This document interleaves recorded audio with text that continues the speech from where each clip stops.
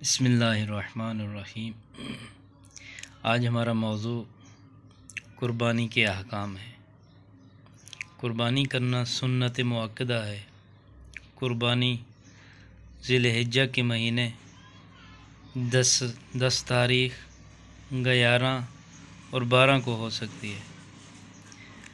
قربانی کے لیے اونٹ، گائے، بھیڑ، بکری ہونے چاہیے۔ علماء فرماتے ہیں اگر استطاعت نہ ہو تو ایک قربانی میں 70 تک افراد شریک ہو سکتے ہیں۔ اگر استطاعت ہو تو بہتر ہے کہ ہر شخص کی علیحدہ قربانی ہو۔ گھر میں پلے جانور کی قربانی کرنا مکروہ ہے۔ قربانی کی کھال بطور اجرت دینا جائز نہیں۔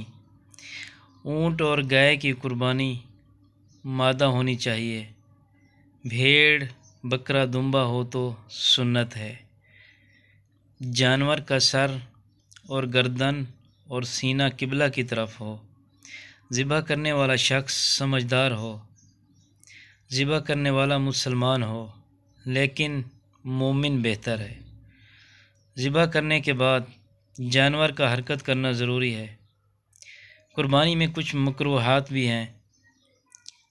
ایک جانور کو دوسرے کے سامنے ذبح کرنا، نیز آنت، گردہ اور اوجھڑی مکروہ ہے۔ قربانی کا گوشت خشک کر کے یا ذخیرہ کر کے رکھا جا سکتا ہے۔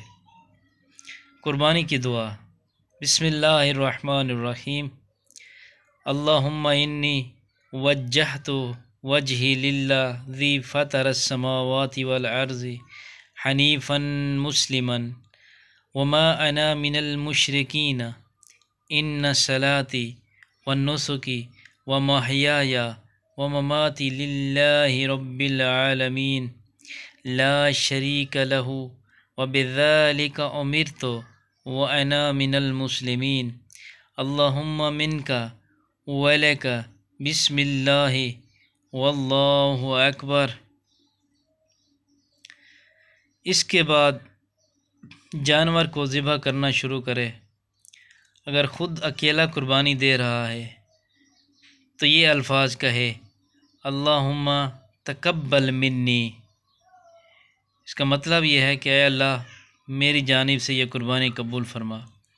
اور اگر چند آدمیوں سے مل کر قربانی کی ہو تو یہ الفاظ کہے: اللہم تقبل منا۔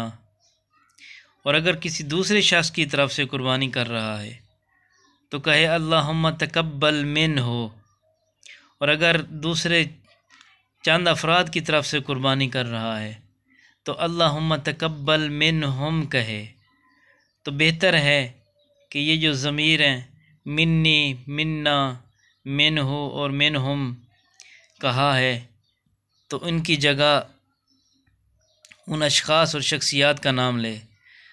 جیسا کہ ہم بتائیں کہ اللہم تقبل منہ کی جگہ کہیں اللہم تقبل من عبد الرحمن، اللہم تقبل من عبد اللہ، اللہم تقبل من زین الدین۔